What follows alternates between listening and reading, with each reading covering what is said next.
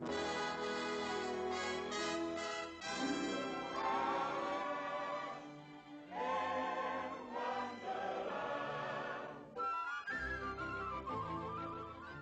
everyone, Rascal here. And Mama, welcome to our channel, Paws On Animation. And today we're covering yet another Disney classic. This time it's Alice in Wonderland. Yes, and this movie once again takes fairy tale story and adds a Disney touch to make it an instant classic. And this one goes out especially to our friend and Rascal family, Mega TriStar, for her birthday. Happy birthday! Yes, a very merry unbirthday We to love you. But before we start, be sure to like, subscribe for notifications and future podcasts and little pause videos. absolutely. So this is one that surprisingly neither one of us had ever seen. We couldn't believe that we'd never seen this movie. Right. We have seen many different interpretations of it, remakes, the unfortunate Tim Burton version, and just like any version you could think of, we've practically seen, especially with anime. Anime really loves the Alice in Wonderland story for some reason. So it's almost crazy we have not seen the most famous version. And then Star gave us a call and asked us for a request, and we literally had just watched this movie finally the week before getting it from the library. Right. So it was absolutely meant to be. Right. So for those of you not familiar with Alice in Wonderland, the original movie is a 1951 musical fantasy comedy produced by Walt Disney Productions and released by RKO Radio Productions, and is based on Lewis Carroll's 1865 novel Alice's Adventures in Wonderland and its 1871 sequel Through the Looking Glass. Ooh, okay. And with this one, this is another movie like we've recorded movies like Cinderella and Snow White, Sleeping Beauty, where it's actually not a really long runtime. It's about 75 minutes. Yes, 75 minutes. So it's very short.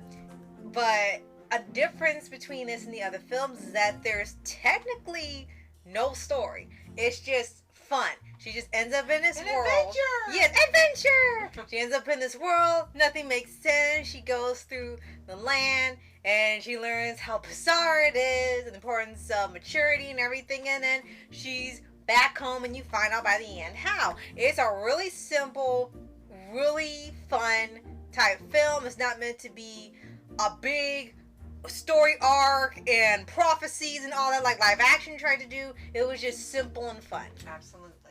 So it originally had a budget of $3 million. It was released 3 different dates: July 26, 51 in London, and the 28th in New York City, and then nationally September 14th all over the U.S. Right. And it made only $2.4 million domestically in 1951, and then it was re-released in 1974. Really? And it made $3.5 million. Okay. So here's fun facts for you guys. Walt Disney was supposed to make his first film, Alice, which was supposed to star a big star at the time, Mary Pickford. You can look her up online. I didn't know much about her. I'd heard her name, but you'll find out she was an early star, especially, I think, if I'm not mistaken, in some silent films. Yes. But he chose not to do the film and instead did Snow White and the Seven Dwarfs in 1937. However, the idea was eventually revived in the 40s, following the success of Snow White.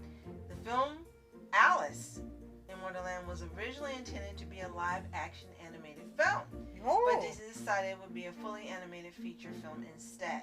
Okay. So it's almost the before Roger Rabbit. And many of the sequences adapted from Carroll's books were later omitted, such as Jabberwocky, the White Knight, the Duchess, Mock Turtle, and even the Griffin.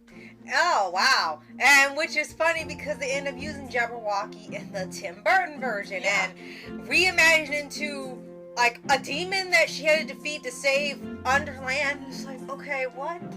I'm kind of glad now that this movie didn't have it. I think it would have just gone off the rails more so than what it already did, just being fun. Just like, okay, this is too much.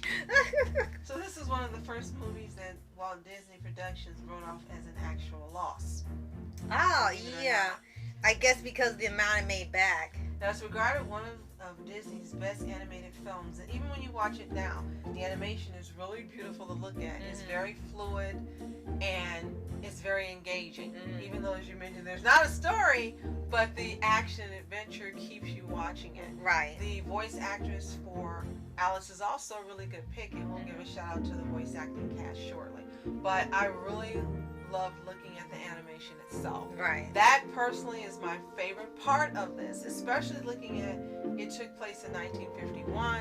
It looks absolutely beautiful and fluid, and it's almost up to the standards of what goes out today. Now, for those of you that nitpick, I'm not saying this is the same as animation now. What I'm saying is based on 1951 standards. This is almost the equivalent of the animation we put up now. It was like ahead of its time. So don't at us. Thank you. Yes, and when you really think about it, watching all these old movies is why people keep saying they want to see Disney do 2D again. Clearly, they want to not do that and like say no.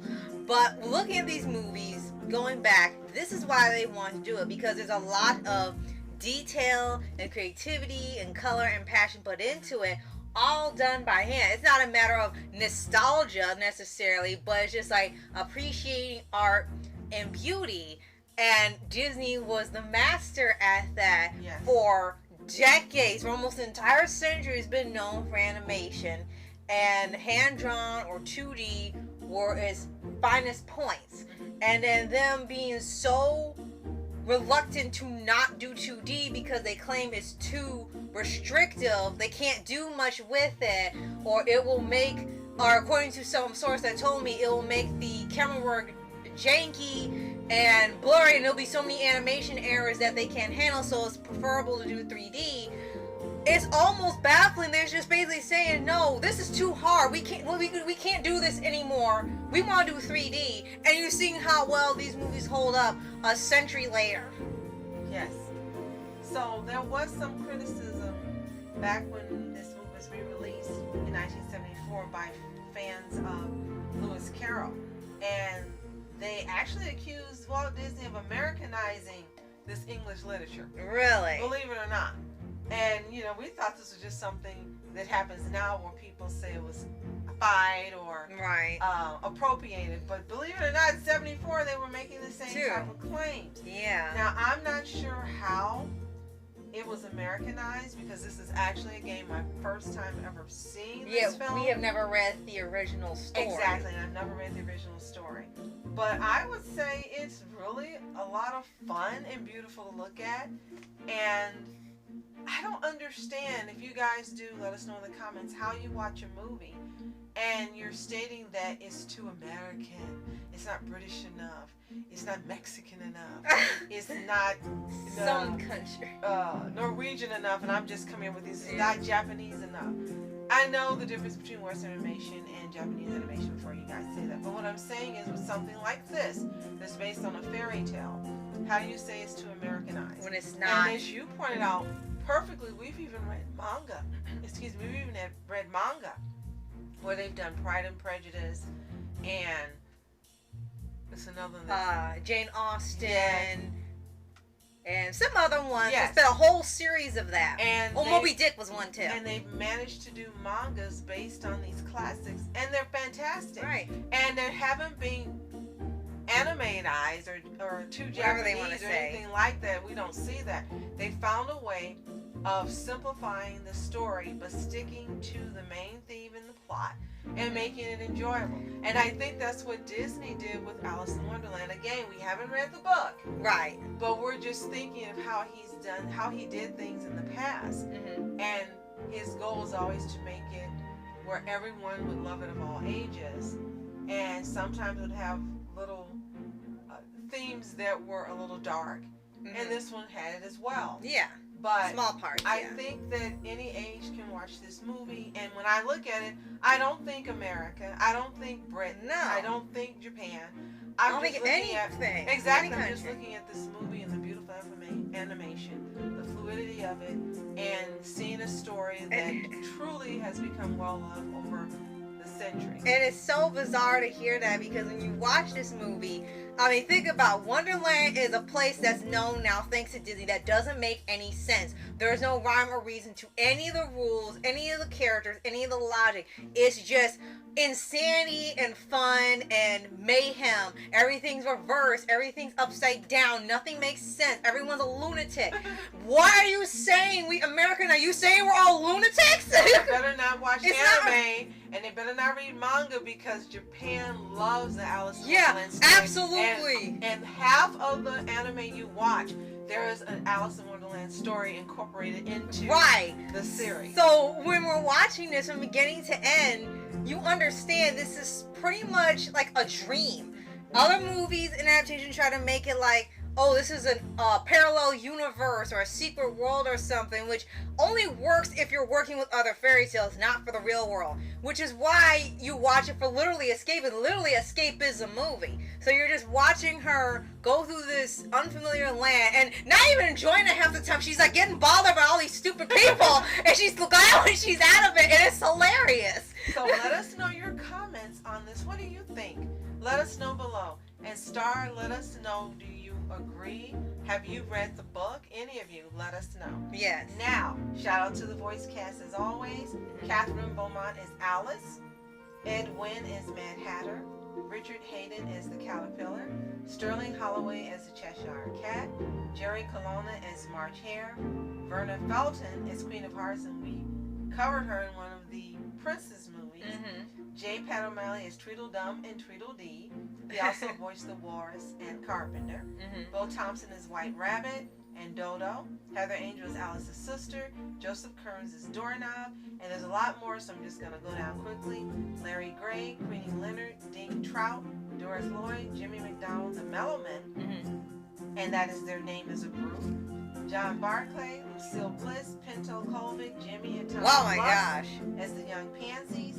Marnie Nixon, Norma Zimmer, Erdman Penner, and again Ken Beaumont as the card painter.